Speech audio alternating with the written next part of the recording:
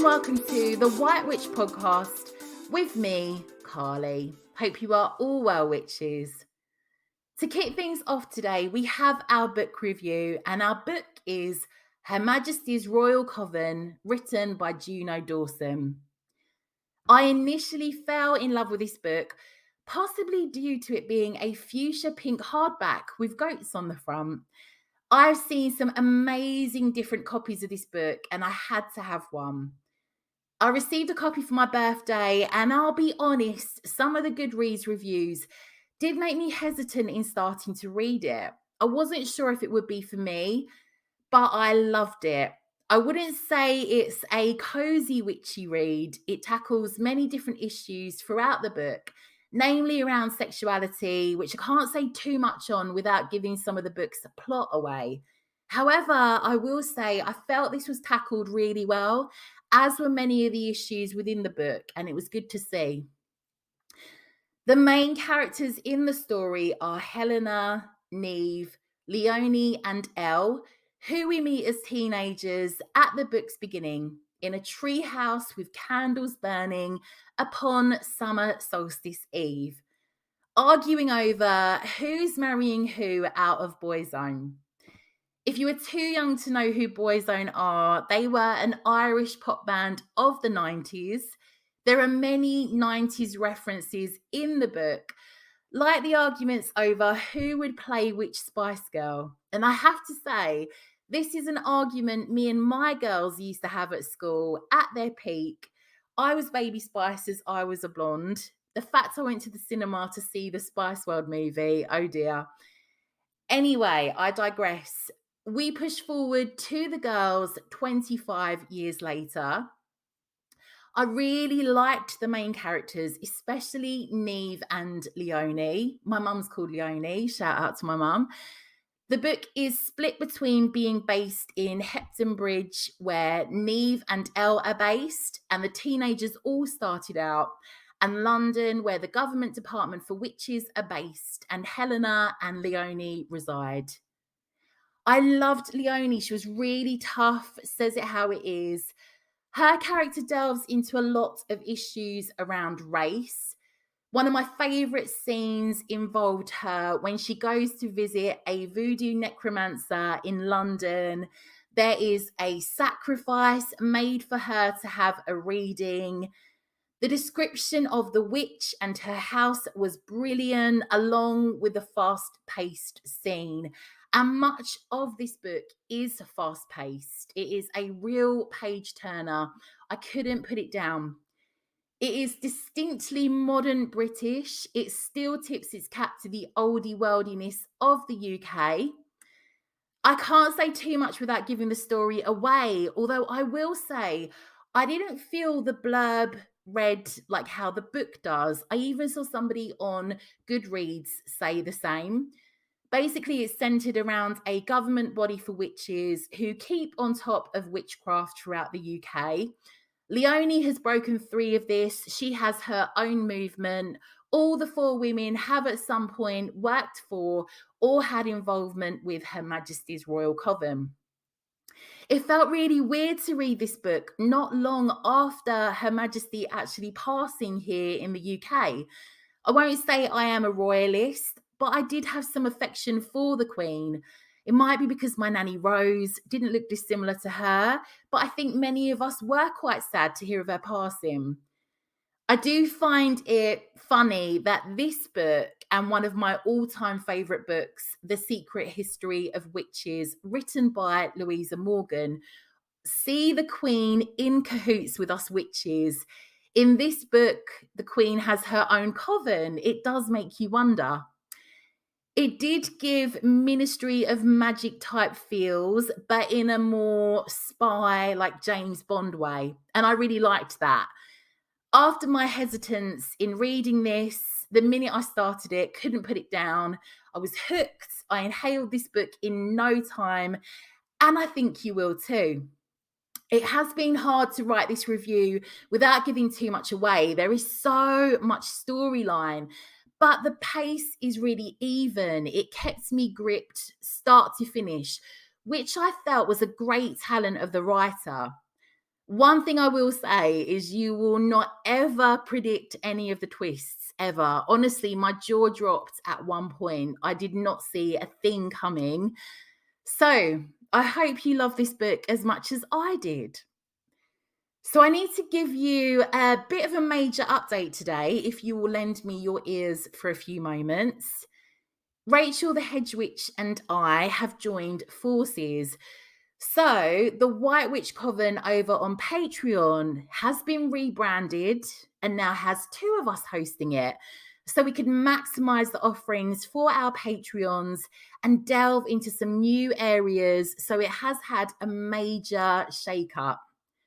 First and foremost, it is now rebranded and titled The Witches Institute.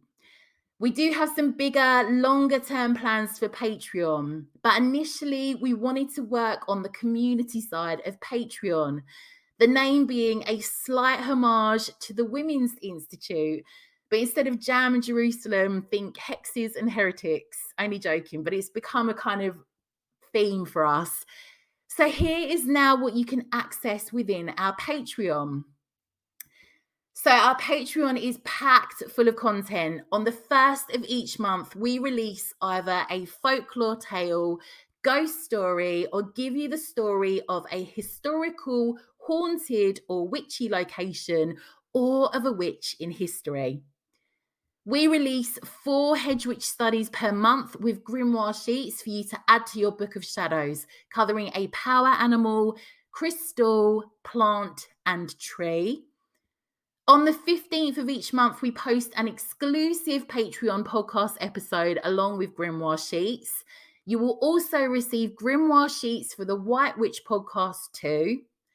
We will have pre-recorded online video workshops you can access on the 22nd of each month with grimoire pages, notes.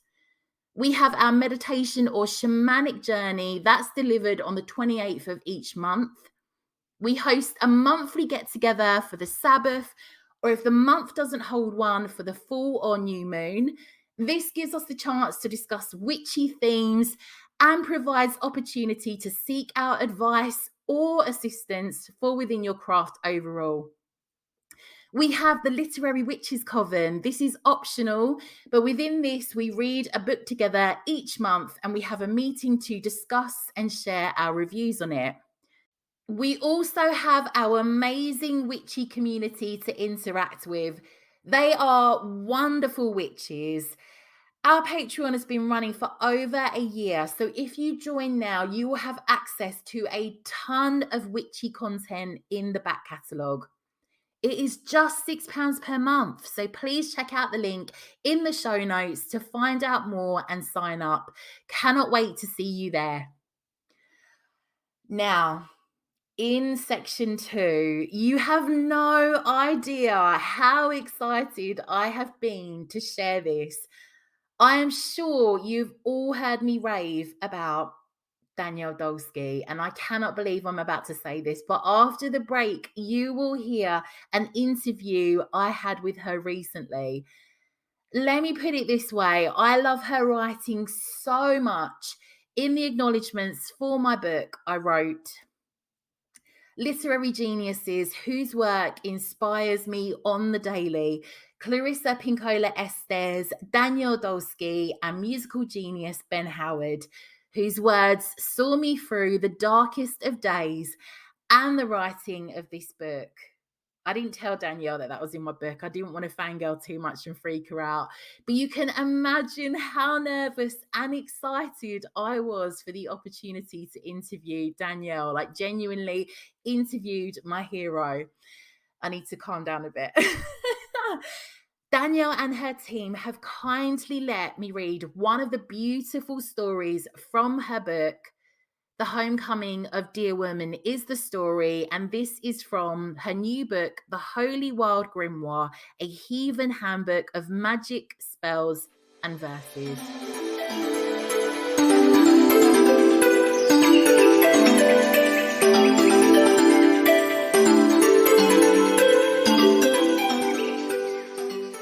Welcome back. So, as you can imagine, I am over the moon to be here with the wonderful Danielle Dulsky. Hello, Danielle. Hi, Carly. Thank you so much for having me. Oh, you are so welcome. You have no idea how excited I am at you on. I'll rein in the fangirling as much as possible. Danielle Dulsky, as I'm sure all the listeners know, we've reviewed your books. They've heard me raving about you enough. Danielle Dulsky is the author of The Holy Wild, Sacred Hag's Oracle, Seasons of Moon and Flame, Woman Most Wild, and most recently, I have in my hands her new book, which is beautiful, The Holy Wild Grimoire, a heathen, visionary, painter, poet, storyteller, and word witch. She teaches internationally and has facilitated circles, embodiment trainings, communal spell work, and seasonal rituals since 2007. She's the founder of the Hag School and believes in the emerging power of wild collectives and sudden circles of curious dreamers, cunning witches, and rebellious artists in healing our ailing world. Lovely to have you, Danielle. Thank you so much. So I'm just going to get into it. I'm really excited because I'm holding a copy of your new book, The Holy Wild Grimoire. Danielle, tell us about the title of your book. What do these words mean to you?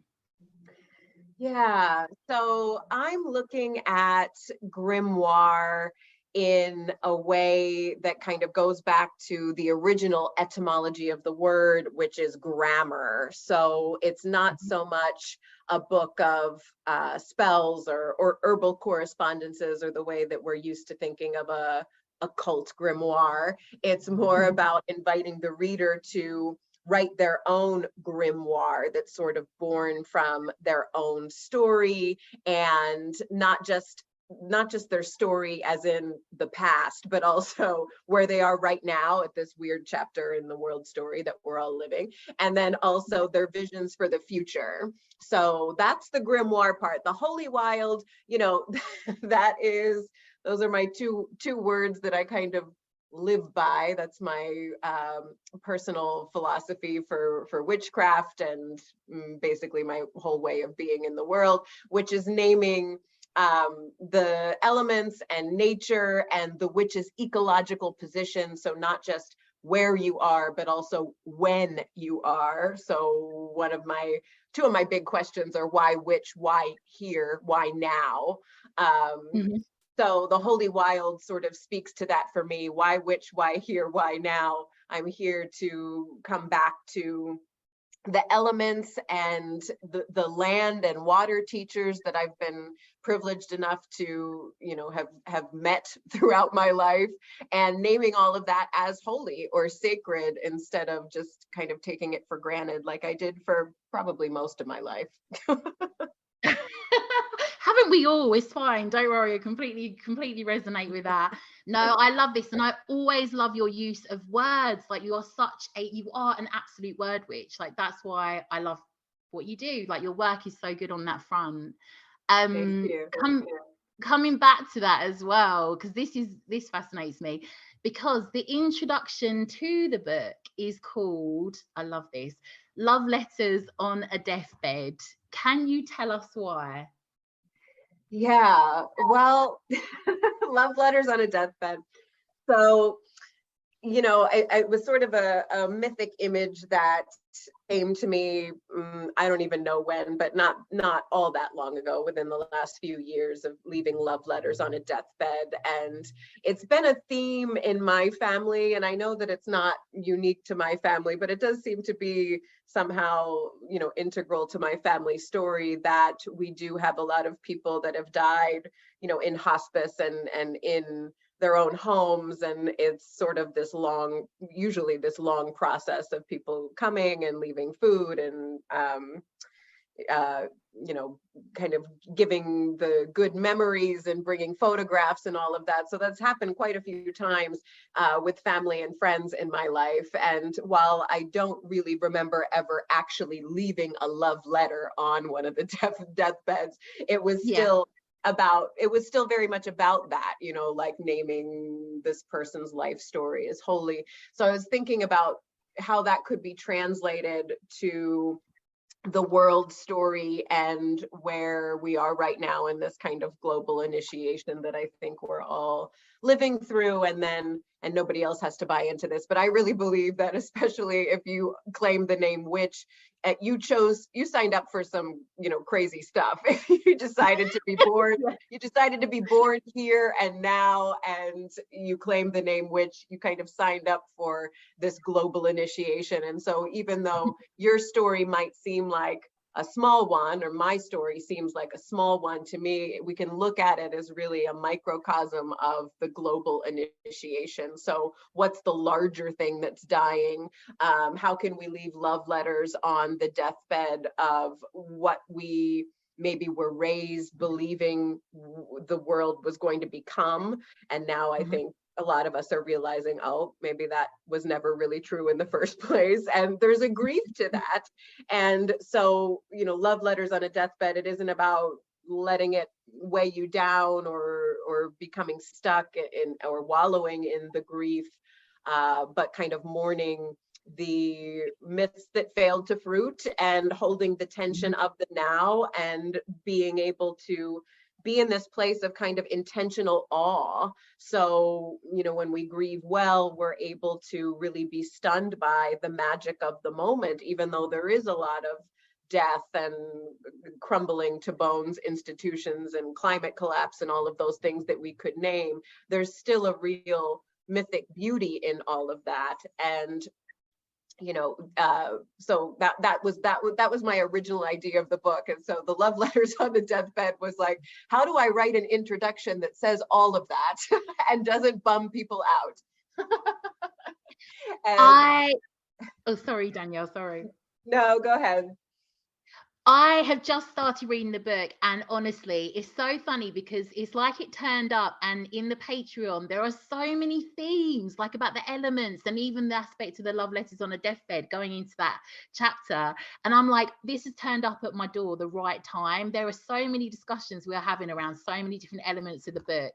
Obviously, the book, I'm desperately excited to talk about it on one of our reviews on a further podcast, so that will be coming to the podcast. But honestly, there's so much in this that has just been, even before it landed on the doorstep, aspects and conversations that us witches have been having. So you've definitely nailed it. Yeah, thank you. honestly. So you write about the importance of finding guiding myths during times of uncertainty. Why do you feel, Danielle, that this is important? Yeah, guiding myths, or maybe not myths, but guiding stories of any kind, even if it's a folk tale or a fairy tale or the Netflix series that you're watching. I think that they can really, even the more modern stories, they can really be oracles. And so, when you are really feeling into a story, I mean, again, even if you're binging something on Netflix and you're sort of wrapped up in this story, in that moment, you really are you really have a more narrow focus. And so maybe, and we could say all sorts of things about how we escape through the Netflix series and everything, but maybe it's something a bit more magical than that, where it isn't necessarily only escapism. Sometimes stories illuminate what needs to be seen. And so I often point people, especially writers who, maybe they're trying to write a book and they're stuck, watching something on Hulu or whatever. They aren't writing, but they're watching this story. So I always say, instead of being really judgmental over why you're spending hours and hours in front of the screen. What is it about that story that is intriguing you so much? And there could be an archetypal seed that's present in that series that you're binging that is speaking to really your deeper soul's purpose, or what your art is here to do and say. So stories, like, they have a way of allowing us to not swim in all of it and be in this intense uncertainty, and allow us to see what we need to see, just in the way that we would pull an oracle card, for instance, from an oracle deck, and it would kind of show us this one singular thing. A story can do that also. So I do feel like stories are kind of the oracle for right now, when we have so much uncertainty, and we could be moving toward this activism, or we could be doing this art. We have this kind of immense weight of choice on our shoulders all the time, but a story can kind of alleviate some of that weight and show you what needs to be seen right now. That Netflix analogy is making me question, like, what's the stories that I'm telling myself? What have I got?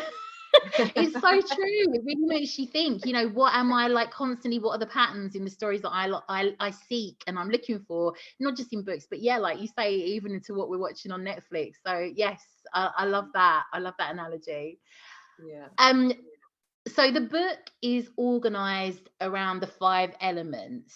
So can you talk a little about how this relates to witchcraft from your perspective?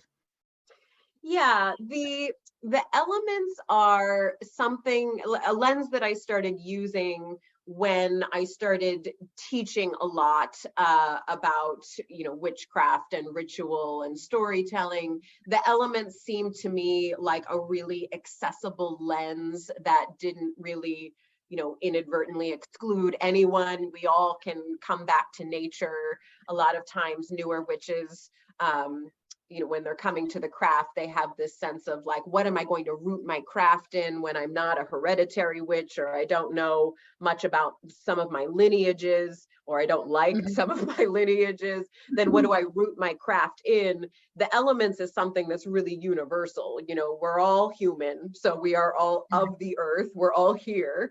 And so those 5 elements are what I found to be a pretty accessible lens that I can teach through. And similar to the way I was saying, stories can kind of reduce that weight of choice. The elements can do that also. If we're focusing on, say, the water element, and we are really focusing on creativity and sensuality and sexuality, that allows us to stay rooted in that place for a time without maybe having to consider all of the other aspects of our lives and life areas, like spirituality and family and home and money and all of those other things. If we're focused on water, we're focused only on art and sensuality and creativity. So the elemental lens is a way of just kind of organizing the different practices, rituals, and life areas that the witch may be called to focus on.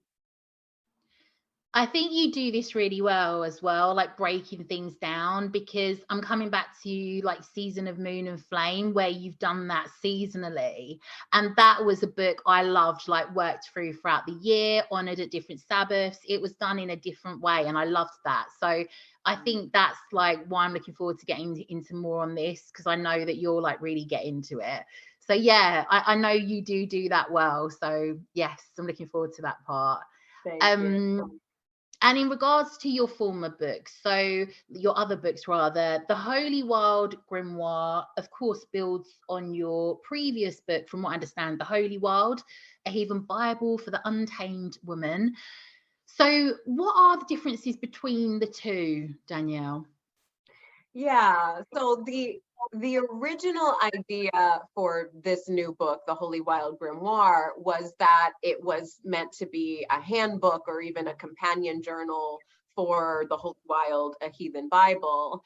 And then I started writing it, and it started to become, maybe I'm just not good at writing something that's so simple or something like that, but it started to kind of evolve and become something much bigger that felt more like a grimoire. And so that was when the title changed and the book kind of evolved. So it's different in a lot of ways. The Holy Wild, a Heathen Bible, first of all, it was written, it came out in 2018, but I wrote most of it in 2017 and some at the very end of 2016. So it was written from a place of real righteous feminine rage. And I wrote it relatively quickly, and there's a lot of heat and anger in it.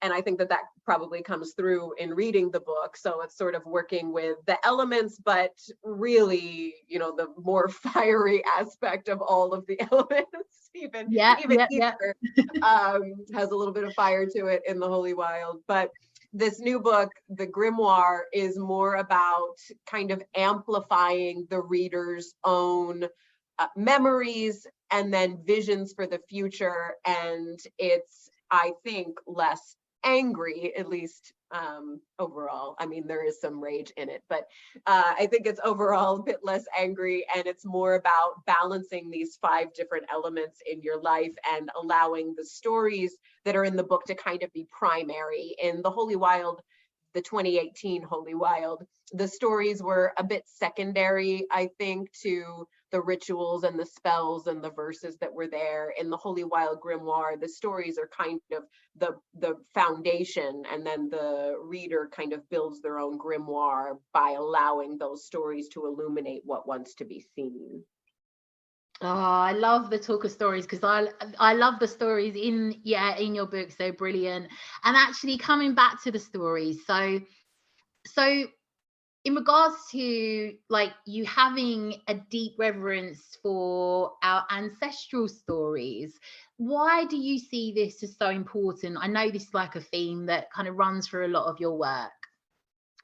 Yeah, it's an interesting question that I probably give a different answer to every time I'm asked that question. But yeah, the ancestral stories. So there is a communion that goes on between the storyteller and also the listener, whoever's listening to a story. There's kind of a communion that goes on between them and the story, and there's something otherworldly about it that's pretty difficult to explain. When you're telling a story or you're writing a story, you can get to a place where, not every time, but a lot of times you can get to a place where you really do feel like the language is coming through you and it's not really born from you. And in my experience, that happens a lot more easily and quickly with the ancestral stories. There's a kind of familiarity or a memory that somehow feels like it's in the bones, and it just feels like a little bit easier when you're working with the stories from your own lineage, that there's somehow, like Dear Woman, for example, is an Irish myth. That's the story lantern in the Book of Earth in the new book. And my whole mother line is Irish. And so, when I heard that story for the first time, I wasn't familiar with it. And yet it was like, oh, but I know this story. Yeah. Oh, I love that. Yeah. Right. That deep knowing. Yes. Yeah, absolutely. Oh, I can't wait to read that, because I have also got a lot of Irish ancestry, so that's really going to resonate. But yeah, we've actually been talking a lot about the deer goddesses and all of that background in on the podcast and so on. So yeah, that's definitely going to be something I'm looking forward to getting into. In regards to this book overall, what is the greatest takeaway that you hope readers will get from your book? Well, what I hope they take away, maybe it's the greatest one, but something that I really do hope that they take away is that their own words, their own language, their own writing can really be an oracle, almost like an instant oracle. So it was sort of a secondary goal in the book to have these series of practices that I would call word witchery practices, where you sort of are able to use your own writing as oracle. So in a way that, you know, if you were to approach the greatest psychic in the world today and you would ask them a few questions, you know, what questions would you ask the greatest seer? If you could visit them, you can really divine the same answer, I mean, even more potent answers from your own writing really quickly. And you don't, there, you know, there's a healthy skepticism until you do it. And then as soon as you do it, and it only takes, you know, 5 or 10 minutes, and then it's really this wow moment where you realize, oh, I really do have this portal to the other world that's always available to me in the form of language and writing. So that's something that I really hope every single reader takes away, even if it's just one of those practices that are in the book, some sort of proof or evidence that word witchery works and is real. Oh, I love this, because I feel that that's so important as well for, you know, regardless of where you feel that you're at within the craft or what your take on it is, it's just that trusting your take on it and making it your own and making it bespoke to you. You know, I think that's one of the wonderful things about our interest in the craft and everything we learn. So yeah, I think that message is always very clear for your books, but I'm glad that that's, and I like the concept of the grimoire and making it your own. And, you know, I know that's a key theme of the book. So yeah, I'm really looking forward to getting into this one, Danielle.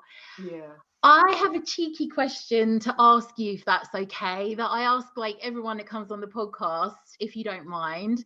So Danielle, what music do you tend to listen to when it comes to perhaps ritual work that you do, and alternatively, like perhaps when you're writing? Yeah, it's good that you're naming specific life areas and categories, because I do have a pretty eclectic music taste. My father, who died in 2007, he was a DJ, and so I grew up. You know, he would give me quarters, so he would give me like, he would pay me if I could name, you know, the year that a classic rock album came out, or if I could name the artist, or if I could recite the lyrics of a certain song. So I sort of grew up doing that. So I do listen to a lot of music from the 60s and 70s. Janis Joplin's one of my favorites. Ritual, though, ritual. And also to sort of muse me before I write, it's usually Dead Can Dance. I love Dead Can Dance. Or sort of like the more you know, mournful lyrics that are kind of full of that kind of gets me in the right place for writing, because I really do write from this kind of underworld place, even though you know, people are always surprised that I laugh so much and that I'm a relatively happy person when they only know me from my writing.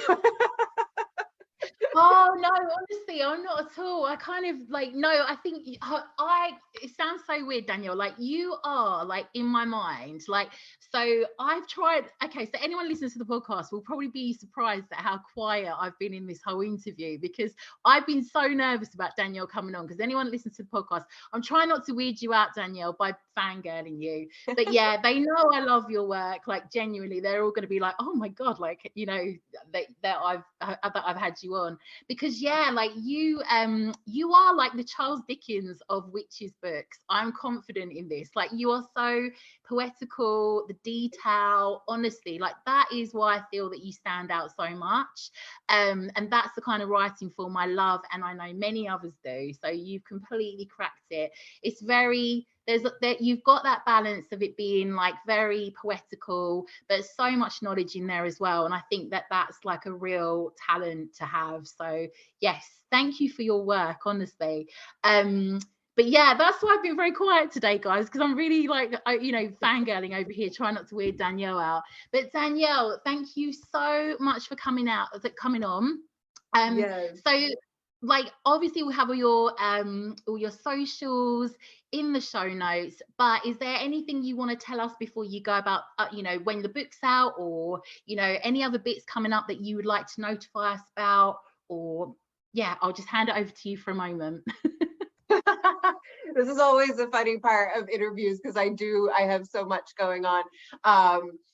So the book will be out in the UK, I believe like the first week of October. So it'll be out then, and it's already out in the States and Canada. And then for the other offerings, so I do teach a lot of writing and word witchery, and the best place to go to look at all of those things would be DanielleDulsky.com.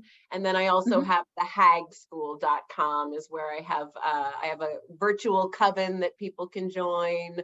There's the Heathen Imaginarium, which is sort of this very bizarre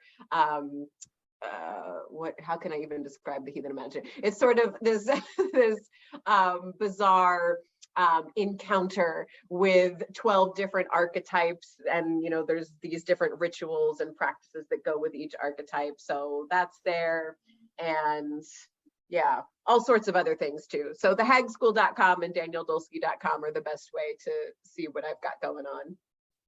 Bizarre is always good, but I will link everything in the show notes so you can find all of Danielle's work. Honestly, could not recommend her books enough. You must get this one. We'll review it on the show soon. But Danielle, thank you so much for coming on. Thank you so much, Carly. I'd love to come back too anytime.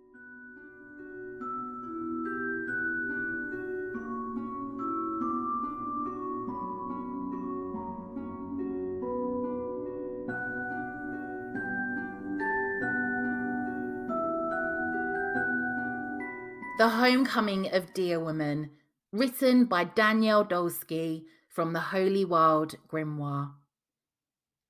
Some say the gods left these lands long ago, but I say the land is God. I, dear woman, say we are still here. Sing for me.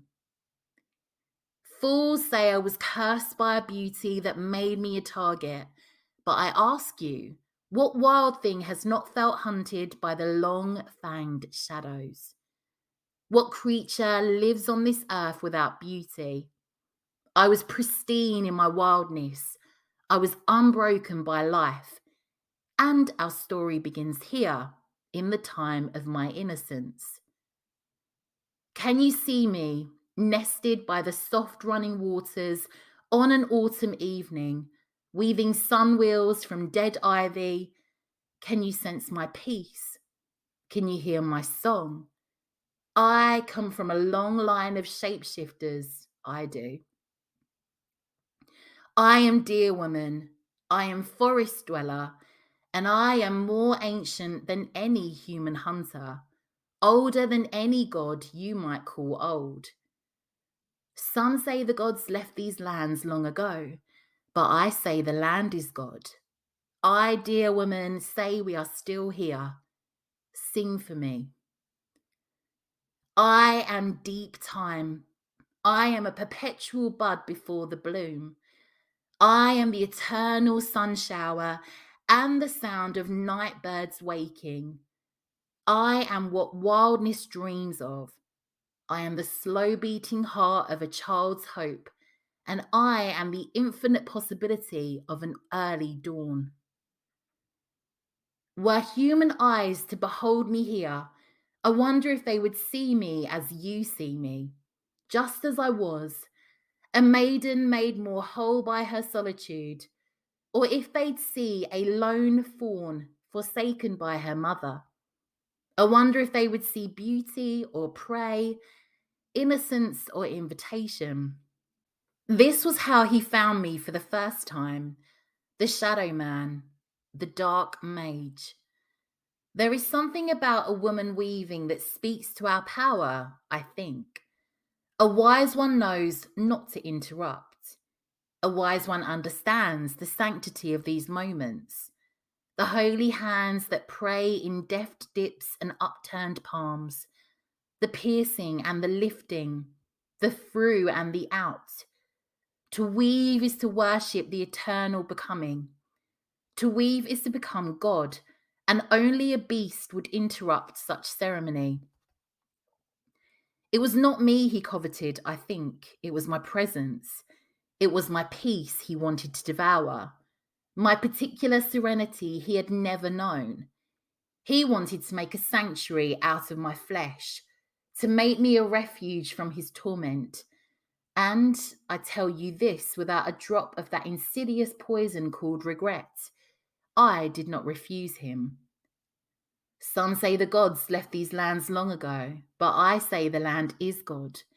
I, dear woman, say we are still here. Sing for me. His face was twisted in a pain I had no name for. He knelt beside me and bowed his head. He was shaking with a need I never knew, and in that moment, I welcomed him into the healing temple of my body. He wanted to swim in the waters of me, and I let him. He wanted to drink of the medicine between my thighs, and I let him. I was antidote to the baneful and bitter brew of his own forgetting. And there, by the cool stream, while the gloaming cast our bodies in a jewel orange light, I helped him remember what he had lost, a bone-deep trust in his own worth as a wisdom keeper. So yes, I was the source of his rebirth. I was the reason he remembered the very magic he would use against me. I was his vessel of transmutation, his crucible, his femgod. For years, he worshipped at the temple of me. Some say the gods left these lands long ago, but I say the land is God. I, dear woman, say we are still here. Sing for me. I'll tell you now of something only the wisest ones understand. Sometimes, in order to reclaim even an ounce of forgotten self-worth, one must reject a god or two. Sometimes a soul so weakened by the world seeks a certain vicarious power by kneeling at the feet of another they name holier than themselves. And sometimes that same soul has no choice but to spit on the very God they once named divine, if they are to truly heal. It happens so slowly, this monstrous dance, but I could see it coming. I could see a flicker of disdain in his eyes when I told him I wanted to be alone. I sensed when he had to take a breath before speaking, as if he was straightening his mask. With every bit of his own power he regained, his disgust with me grew. The shadow man, once so taken with the way I walked the earth, whole unto myself, opening myself to others I deemed worthy, began to whirl with ire when he saw me with other lovers. His lips stopped dripping with love songs and started cracking under the heat of jealousy. And one night, when all our people had gone to sleep, he bade me walk with him to the Hazelwood. Some say the gods left these lands long ago, but I say the land is God. I, dear woman, say we are still here. Sing for me. I believed this would be our final severance. I believed he was going to leave and never return. And for this reason only, I went with him. He had never harmed me before, you should know. He had never laid an uninvited hand on my skin, and he had never given me reason to believe he would use the most vicious magic against me. His healer, his lover, his friend, his priestess. The new moon was overhead this night, and I could hear the songs of my grandmothers echoing through the trees. I could feel them around me, and I knew it was time to harvest an ancestral treasure I had never before used outside my dreams. I had not needed to, but now I did. I had gone too far. We were too alone, and this was not the man I had known. Fools say it was he who cast a spell on me, changing me into a deer as punishment for refusing his love. But this is not the way it happened. He would have killed me, that beast. He would have beaten me and left me there in the Hazelwood to become food for the wolves. But my ancestors would not let that happen. His cold hand gripped my arm. I wailed, and suddenly we were surrounded by a herd of antler-crowned creatures who spoke like I spoke, who dreamed what I dreamed. I could hear their words, and I took their direction. My snout grew long, My eyes grew sharp and wide. My limbs stretched longer and longer and longer still, because no, this man could not take my life from me. No, this man did not deserve my blood and my breath. I house more magic in the pink of my tongue than he has in the whole of his bloodlines. He is a magician and a shadow man, but I am dear woman joining the herd of grandmothers. I am mist keeper and green dweller. I am shapeshifter, and he cannot know the majesty that is me.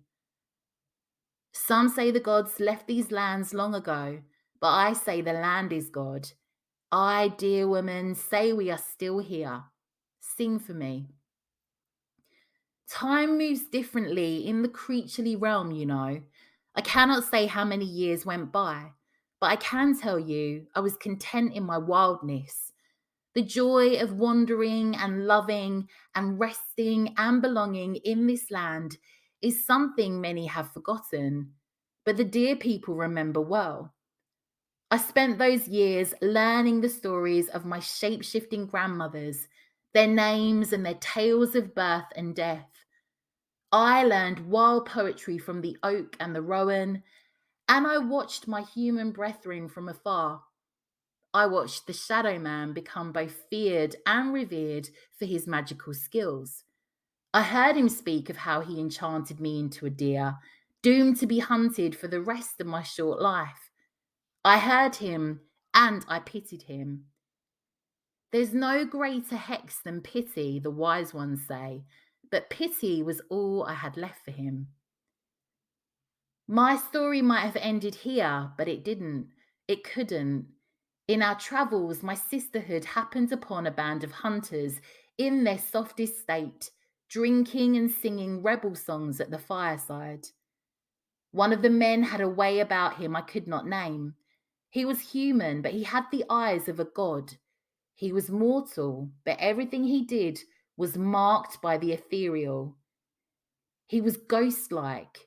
He walked with one foot in each world. When he spoke and when he sang, it was as if the whole of the other world was sounding a rhythm through him. For hours, for the whole of the night, I watched him. I watched him sleep and I met him in his dreams. I told him to find me when he woke, and I told him I would be the great love of his life. Some say the gods left these lands long ago, but I say the land is God. I, dear woman, say we are still here. Sing for me. This man, whom we shall call Finn, woke to the sound of his hunting dogs, barking with a ferocity he knew well. But when he found me, they were kneeling at my side under a yew tree. He was struck by the mythic in this moment, frozen by the sight of his vicious dogs whimpering at the hooves of a doe, and he dropped to his knees in a strange reverence. I let him see me then. I let him see my skin as the coarse hair dropped from my flesh. I let him see me as my spine straightened and my breasts swelled. I let him see me as no one had seen me in a very long time. In love, we were. Some say the gods can't fall in love, but I'm here to tell you we can love so deeply a whole world might burn. I loved him. For a short time, I loved him. One night, my Finn went out into the night to fight, and he left me, my belly full with child, safe in his stone house. I feared nothing in that place. My grandmothers had enchanted the lands with protection, and I was well guarded there. Perhaps I'd grown a bit soft in my human form. Perhaps I'd forgotten the ways of the wild and the trickery of men, but I shall never forget the way he looked, limping toward the house and calling my name. His voice sounded so wrong, so terrible, like every bone in his beautiful body had been broken. Scythe, Scythe. I'd never heard my Finn sound like this, and I ran to him. I left the safety of my place and I ran to him. I ran to him like Matcha racing the king. I ran to him cradling my fat womb, and by the time I saw his true face, it was too late. Some say the Shadow Man returned for me, struck me with a hazel wand, and turned me back into a deer. The knowing ones understand he was there to strike me down forever, having heard of my happiness. Night after night, that shadow man writhed with an anguish over his unrequited devotion, and night after night he had planned this moment. That night did not go as it did in his vengeful fantasies, and in that moment my grandmother's returned for me. My limbs and snout grew long, and I was deer woman once more. We trampled the magician once and for all, and if I'm being honest, part of me died with him in that moment. When the shadow man took his last blood-soaked breath, I lost my will to remain human. I lost my desire for mortality.